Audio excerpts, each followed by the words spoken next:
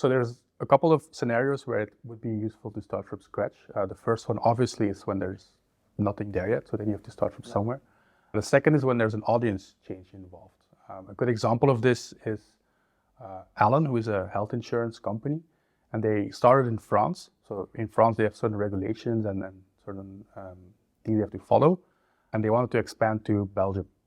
But because the regulations are so different between France and Belgium, they couldn't just adapt their existing system to match Belgium. So instead, they built their new system using the knowledge they had from the French version for the basic stuff, but for the regulations, they kept everything specific to Belgium.